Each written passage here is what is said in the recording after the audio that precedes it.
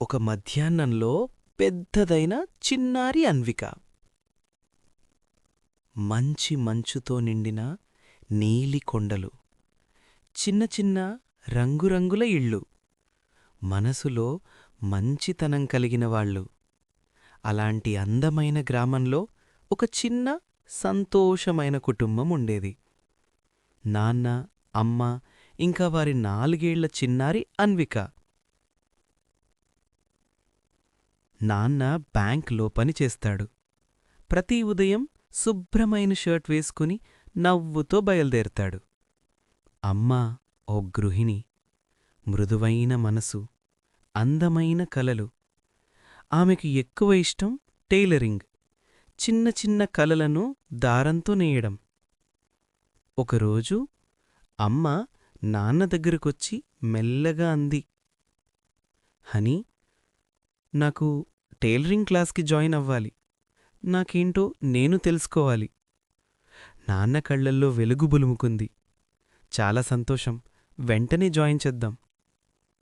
ఆ రోజునుంచే వారి జీవితం ఒక అందమైన రొటీన్ అయింది. ఉదయం అమ్మ ఇంటి పనులన్నీ చేసి నాన్నకు టిఫిన్ పెడుతుంది. 10 గంటలకు నాన్న బ్యాంకు వెళ్తాడు. 11 గంటలకు అమ్మ చిన్నారి అన్వికాతో కలిసి టైలరింగ్ క్లాస్కు వెళ్తుంది. 2 గంటలకు ఇద్దరూ తిరిగి వస్తారు. ప్రతిరోజూ ఇలా శాంతంగా, ప్రేమగా సాగేది. ఒక శనివారంనాడు నాన్నకు అరరోజు పని.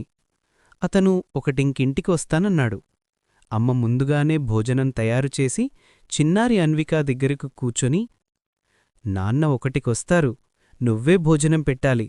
మంచి పిల్ల అవుతావు కదా, నేను 2కి వస్తాను. అన్విక చిన్నగా నవ్వి తల ఊపింది.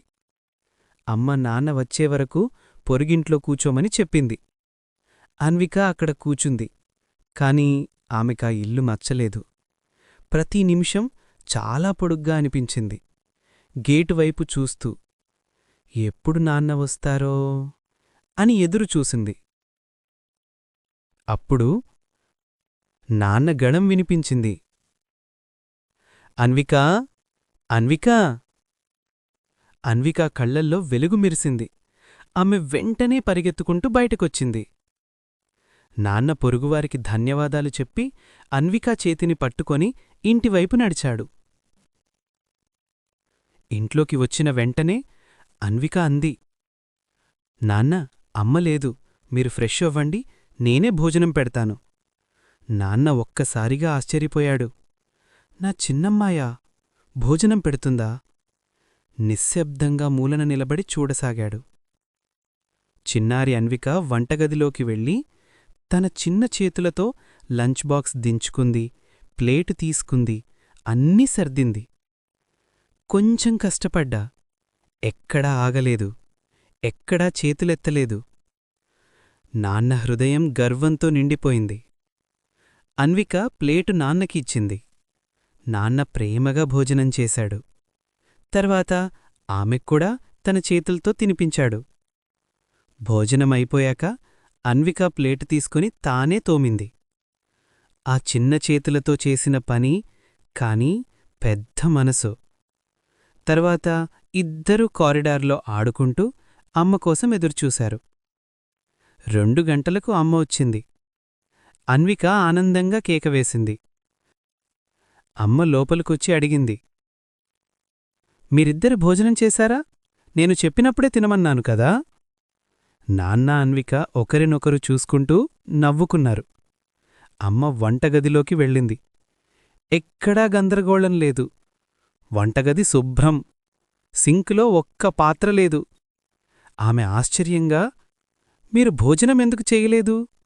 ఇల్లు ఇలా శుభ్రంగా ఎందుకుంది? అంతలో నాన్న ప్రేమగా దగ్గరకొచ్చి, అమ్మూ, కోపం చేసుకోకు. మా చిన్నారి అన్విక నాకే భోజనం పెట్టింది. నా సాయం కూడా అంగీకరించలేదు. నేను కూచోమని చెప్పి అన్నీ తానే చేసింది. అమ్మ కళ్లల్లో ప్రేమ మెరిసింది. నిజమా? నా అన్విక ఇవన్నీ చేసిందా? నాన్న చిరునవ్వుతో తల ఊపాడు. అమ్మ నాన్న ఇద్దరూ కలిసి అన్వికాను ఎత్తుకొని బిగ్గరగా హత్తుకున్నారు. ఆ చిన్న కొండల గ్రామంలో, ఆ చిన్న ఇంట్లో ఆ 4 ఏళ్ల అన్విక తన తల్లిదండ్రులకు ప్రపంచంలోనే పెద్ద ఆనందాన్నిచ్చింది. సాధారణమైన శనివారం, సాధారణమైన భోజనం, కాని జీవితం మొత్తానికి గుర్తుండిపోయే క్షణం. సంతోషమైన కుటుంబం, గర్వపడి చిన్నారి, ప్రేమతో నిండిన ఇల్లు.